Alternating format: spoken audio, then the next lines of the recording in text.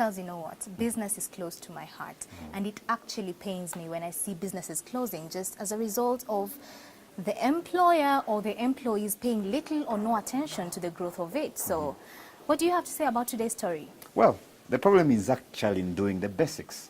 Take an example of this farmer in Soroti who is moved an extra mile to actually make the best out of his beekeeping business.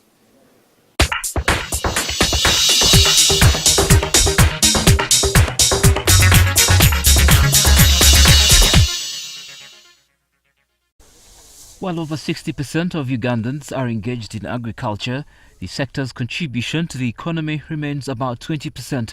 Behind the sectors, such as services, which employ few numbers, the problem is not because the country lacks the potential to support the sector. It is simply done wrong. But not for Joseph Almasi, a beekeeper from Butebu, Palisa district. This was the beginning of his journey.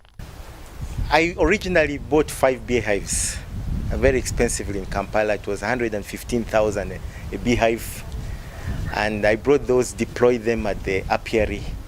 But later on I thought I could, and then I bought another more after I attended the Bekos exchange visit to Kamwenge. I came back very fired, very excited I should move into apiary much more aggressively. So starting with those 5 which I had started in 2013, coming back from Kamwenge, I expanded the number to 53 beehives. Almansi has today invested heavily in broadening understanding of his trade. He says he knows exactly how much honey each beehive should give him and the conditions necessary to make that happen. We have 3 types of beehives on the apiary.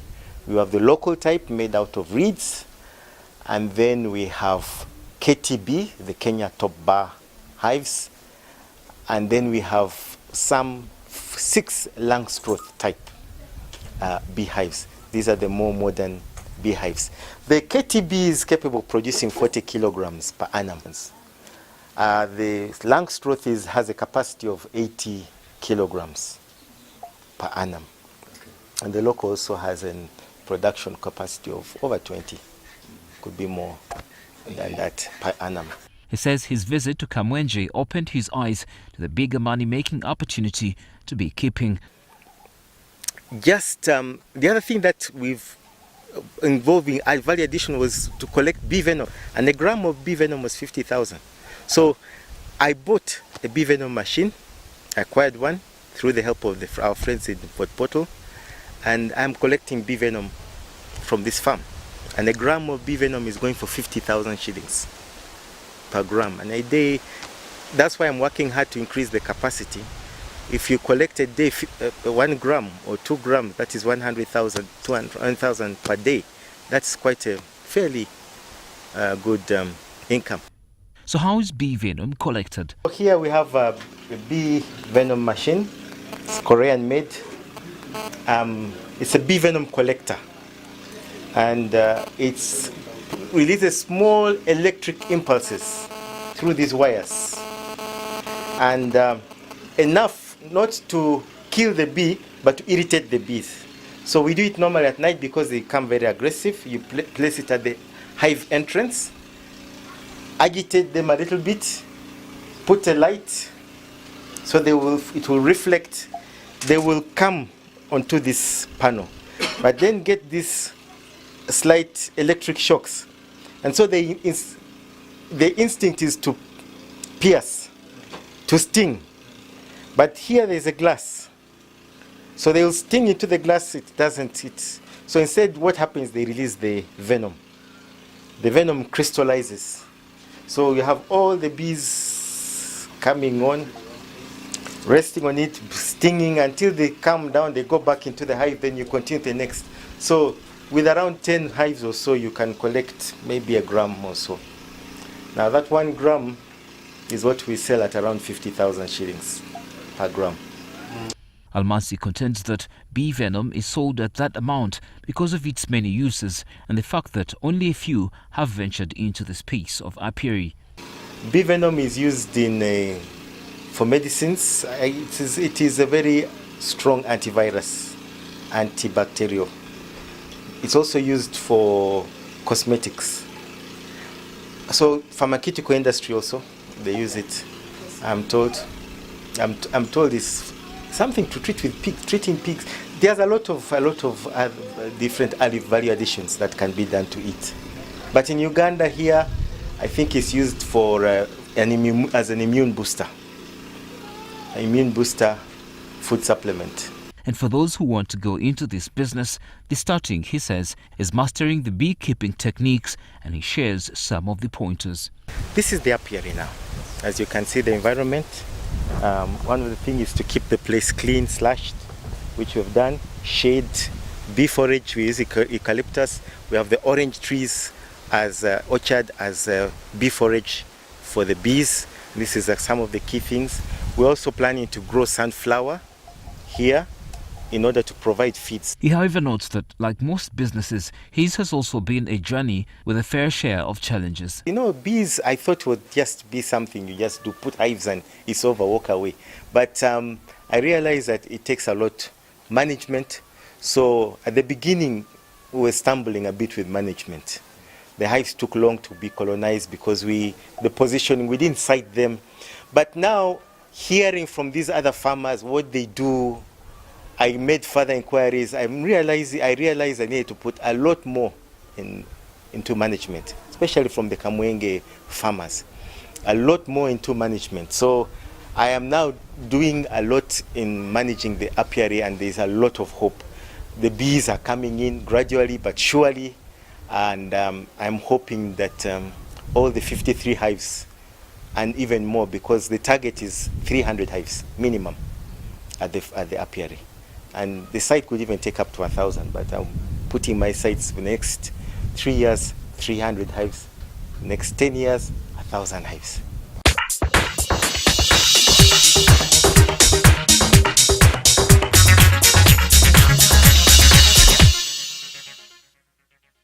Artificial intelligence has been fronted as a game changer by the business community.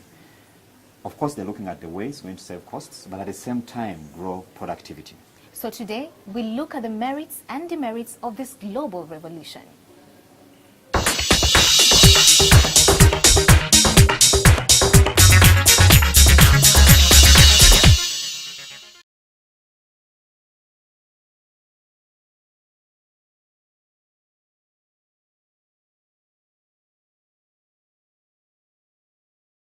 Artificial intelligence is a new storm swimming across the world. Reality is that this is already impacting different categories of people in different ways, carrying with it glad tidings and woes at times in equal measure. For instance, business owners look at it as the cost saver and production enhancer solution they have always dreamt. But to the employees, it's viewed as a determinant of whether they retain those good jobs or not.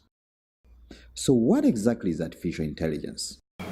AI, or artificial intelligence, is simply intelligence built by, I would say, man into machines, more so computers. What powers it is software.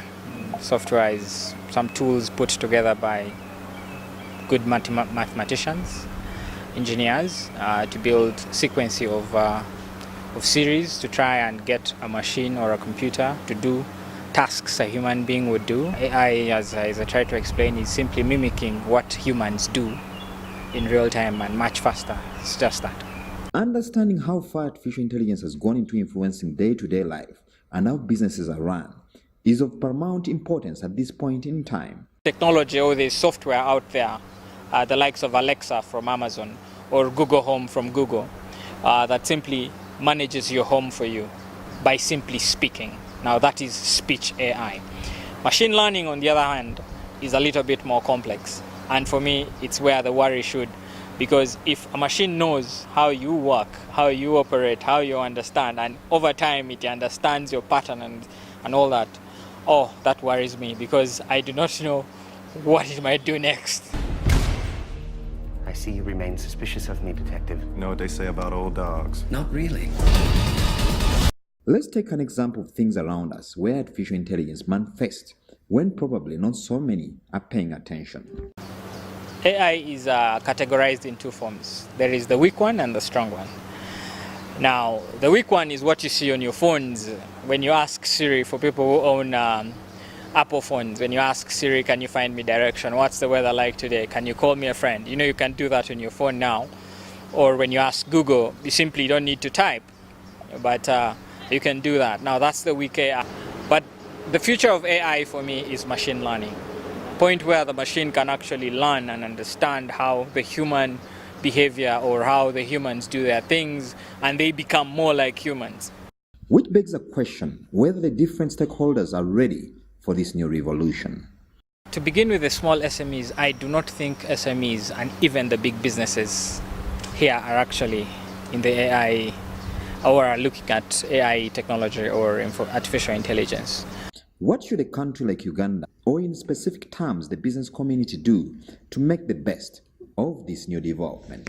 Big businesses like Amazon, Google did not wake up one morning and became big. They adapted. They understood what they needed to do to have an edge in the market. They understood the benefits of AI. They understood what AI can do for them in terms of money, in terms of efficiency, in terms of time. All this impacts on the growth of a business. For example, Amazon had to put up a competition to build the best algorithm that an AI can use to move its goods within its warehouses, and how fast that could be to eliminate the entire process flow and to eliminate the manual process flow that existed at the time. So universities, students came up with solutions and they had to select one. Now, big businesses need to look for solutions like that in order to survive. Today, it's no longer a question of when, because artificial intelligence is already here with us.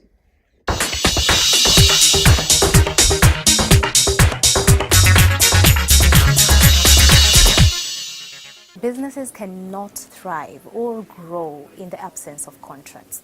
And guys are signing contracts on a day-to-day basis. But the question is, do we really pay attention to what we're getting into by signing these contracts? That's exactly where the problem is, especially with small businesses and individuals. Yes. Today, we will actually be delving into what you need to know about contracts.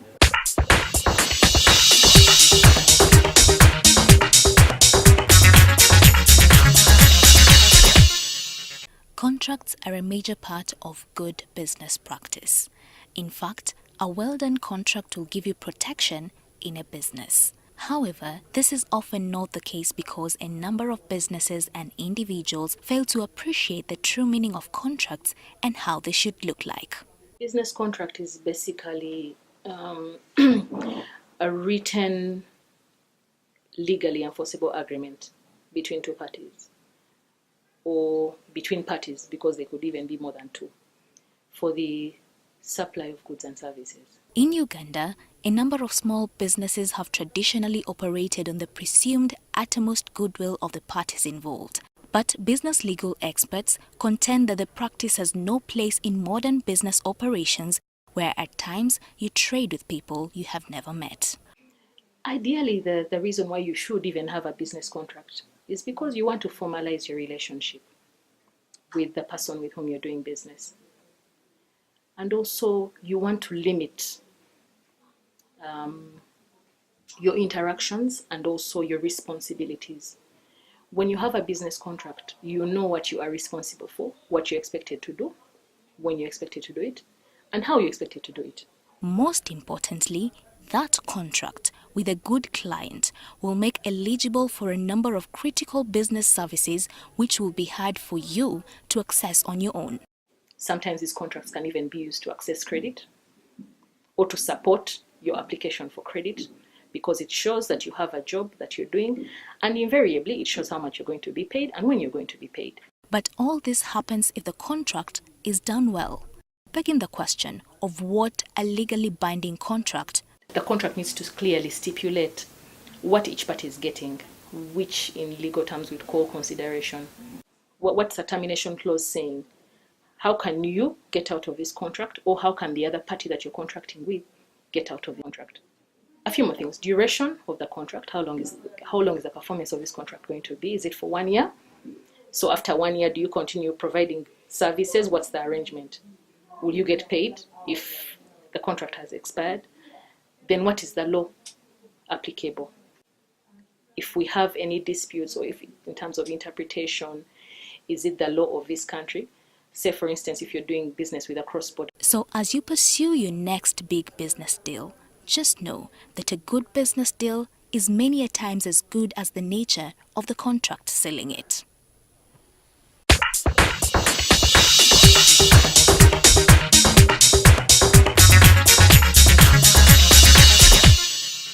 We do appreciate your feedback about the show, so please be sure to contact us in case you have any questions, comments, or suggestions. I'm Charles Boje. And I'm Malaki Vilodera. Please don't forget to tune in next week, same time, same place. Good night and God bless.